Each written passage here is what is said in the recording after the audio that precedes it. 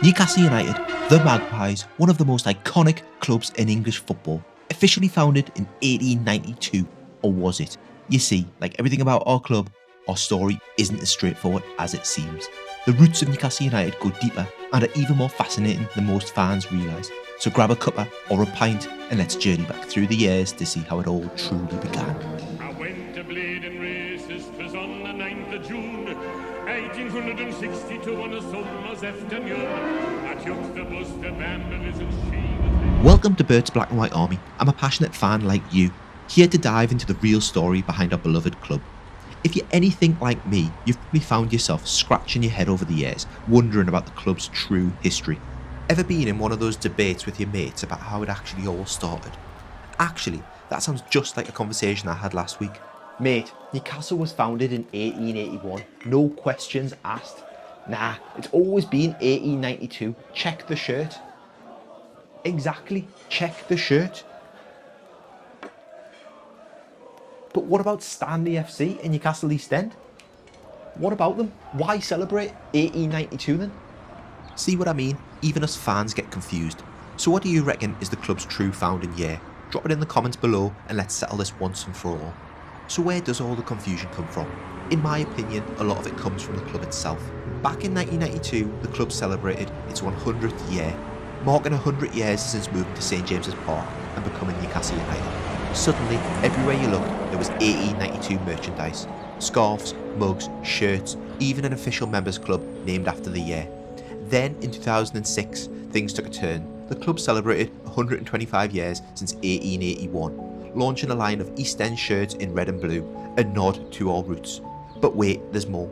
In 2017, we saw another 125 years celebration, with season ticket holders getting a special booklet stating the club was formed in 1881. But hang on a minute, how many 125 years anniversaries does one club need? And then, just when you thought things couldn't get any muddier, in 2022, the club launched a special 130th anniversary kit, in what would actually be the club's 141st year.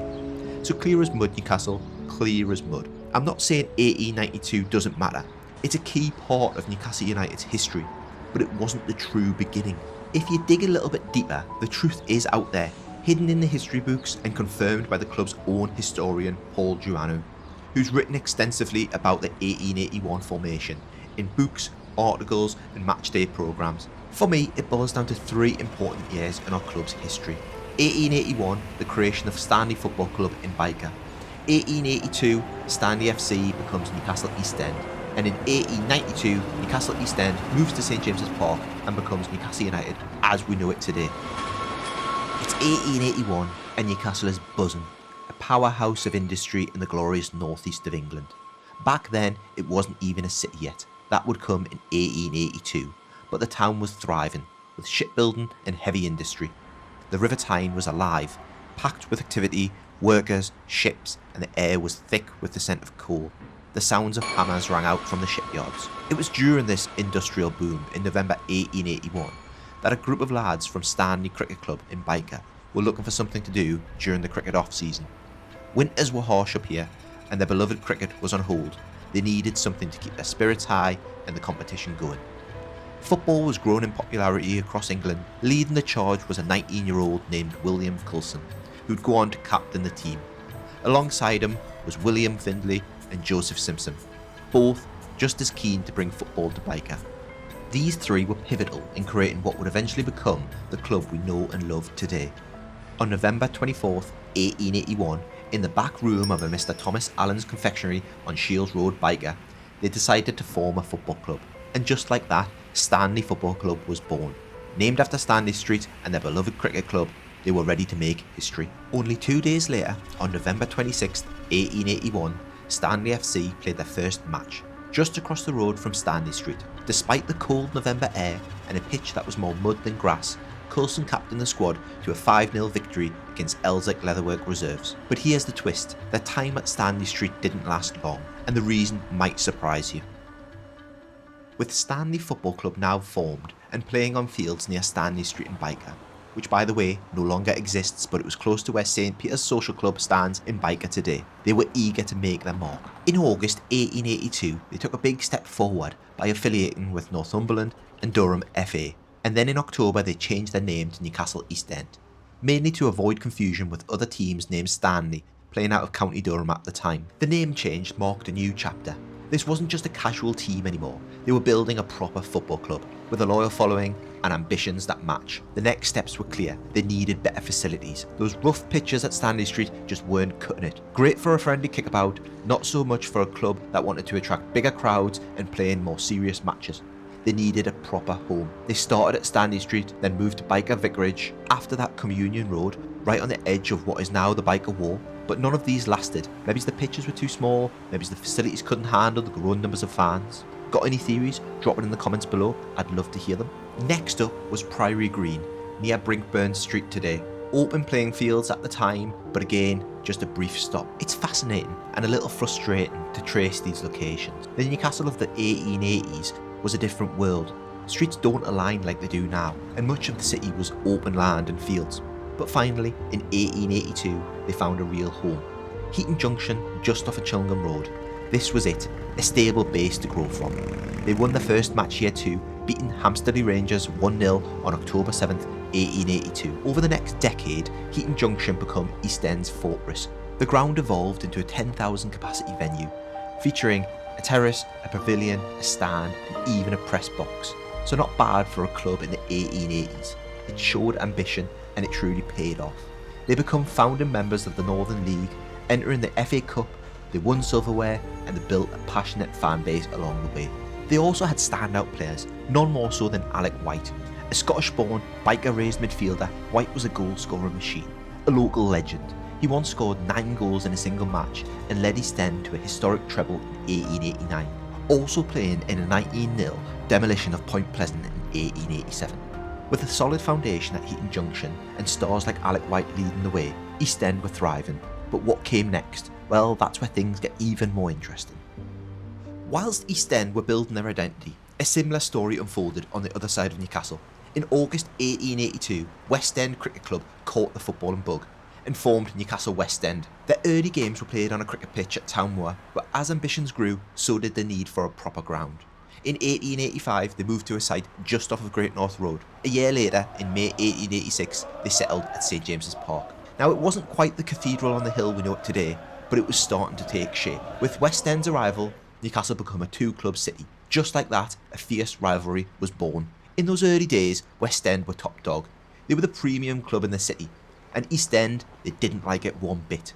Matches between the two were intense, drawing bigger crowds and fueling local pride. Can you imagine what it must have been like back then to watch those games? But East End weren't to be outdone. Ahead of the 1888 to 1889 season, they made a bold move, poaching Tom Watson from their West End rivals. He was a visionary manager, and his impact on the club's history, nothing short of transformational. He joined as a secretary and general manager, bringing with him an eye for talent, recruiting top players from Scotland, a tactic he had used successfully in the past. Under Watson, East End began to rise, fast, and whilst they gained momentum, West End's fortunes slowly declined. Watson's influence didn't stop there. After his success with East End, he went on to manage both Sunderland and Liverpool, winning league titles with both. In fact, he became the first manager to win league titles with 2 different clubs. He also remains Liverpool's longest serving manager, leading them for 19 years. If you'd like to hear more about Watson's incredible journey through football, let me know in the comments below and I might just make a full video about him. But back to East End. In June 1889,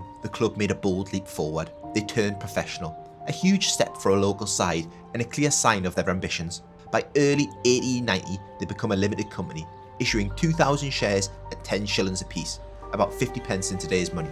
Remarkably, many of these shares stayed in the same families for up to a century, right up until 1989 to 1990. That's when the Magpie Group, led by Sir John Hall, began their campaign to take control from the then chairman, Gordon McKeag. So with East End rising and West End struggling, it's time to set the record straight on one of the biggest misconceptions in the club's history, that West End and East End merged to become Newcastle United. I get why the tale of the merger persists. It sounds romantic, doesn't it? Two rival clubs putting aside their differences to unite a city under one banner. But the reality, it's a little bit different. The truth is, there was no merging of East End and West End. By spring 1892, West End were in real trouble, on and off the pitch. Their form had collapsed, crowds were falling, and debts were piling. To make things worse, East End had beaten them 5 times in that season alone. The directors at West End had little choice. Financially, they simply couldn't keep going. At the end of the 1891 to 1892 season, a significant meeting took place. At Rothbury Terrace in Heaton, the home of East End director Joseph Bell, directors from both clubs attended, hoping to find a way forward. West End approached East End with the idea of a takeover, but after discussions, it became clear there was no saving West End. They wound up operations, unable to survive the mounting losses. East End didn't merge with them. Instead, they absorbed a few of their players, backroom staff, but remained East End. A local paper at the time, under the headline "Goodbye West End," reported, "We are informed that Newcastle West End Club has now ceased to exist, and the executive of the East End Club will become the occupiers of St James's Park." A pivotal moment. As the only professional club left in the city, East End stepped up, taking over the lease of St James's Park in May 1892. Can you imagine that? The foundation of our beloved St James's Park wasn't laid by a romantic merger, but by East End stepping up when Newcastle needed a club to carry the torch. Their first game at the ground? September 1892, a friendly against Glasgow Celtic. The Scots won 1-0, but over 6,000 fans turned out to see East End in their new home, with ladies being granted free admission, a gesture to encourage support across the whole community. Despite their success at St James's Park, the club was still known as East End, playing in red shorts, not yet the black and white stripes we know and love today. But if they were going to win over supporters of the now dissolved West End club, they needed a fresh start, a name that could bring the whole city together. A report in the Journal at the time captured the mood. There was a certain amount of jealousy existing amongst some people regarding the present title of the club, and it was considered that a more general and representative name should be chosen, the paper stated. So on December 9th, 1892, at Bath Lane Meeting Hall in Newcastle, the idea of a name change was officially put forward. Names like Newcastle FC, Newcastle Rangers, Newcastle City, and the City of Newcastle were all discussed, but one stood out amongst them all: Newcastle United, and it was chosen by a large majority. And from that moment on, they become Newcastle United. The aim was simple but powerful: to bring together the city's football fans united under one banner. Their first official match under the new name was played on Christmas Eve 1892 against Middlesbrough. In front of 1,200 fans, Newcastle United claimed a 2-1 victory with goals from McIntosh and Ray. A modest crowd, a simple win, but it marked the beginning of something special. Whilst the name change was accepted by the Football Association on December 22nd, the club wasn't officially registered as Newcastle United Football Club until September 6, 1895. And as for the famous black and white stripes, that didn't come until August 1894. According to official club minutes, it was agreed that the club's colours should be changed from red shirts and white knickers to black and white shirts, 2-inch stripe, and dark knickers. The black and white striped kit isn't just a symbol, it's a unique identity, a nod to the city's colours, a bold statement from the only professional club left in Newcastle. And the rest, as they say, is history. From humble beginnings and a few significant choices along the way, Newcastle United was born. Not from the merging of two clubs, but from ambition, resilience, and a deep desire to represent our great city as one united club. 1892, 1882, and 1881. Does it even matter? I believe it does, and now more than ever. Our history and traditions are the backbone of Newcastle United. During the hardest times, the years of struggle, disappointment, and uncertainty, sometimes it felt like history and tradition was all we had left. Now, with the new owners and a bright future to look forward to, there's a sense of hope, and rightly so, we're dreaming again. But with changing times, it's easy to feel lost and disconnected. So how do we, the average fan, relate to this era of super rich owners and all the changes that come with it? I think the answer lies in our history. Our shared past unites us all. Fans, players, and even the new owners as part of the Newcastle United family. Knowing the true origins doesn't divide us, it strengthens the bond, because it's not just about a date, it's about honouring the passion, the struggles, and the foundations that were laid by early pioneers. Embracing the start, embracing 1881, brings us in line with other great clubs who proudly honour their roots. These clubs celebrate their entire history, giving their fans a deeper sense of identity and pride, so why shouldn't we? Recognising the beginnings in 1881 doesn't just honour the past, it inspires the present and fuels the future, because Newcastle has always been built on community, resilience and local passion. Without those early years, without those humble pitches in Byker, the fierce rivalries, the dedicated players and supporters alike, we wouldn't have the club we know and love today. It's a legacy we inherit and we pass on to future generations of Magpies. Founded in 1881 and united in 1892, that is Newcastle United.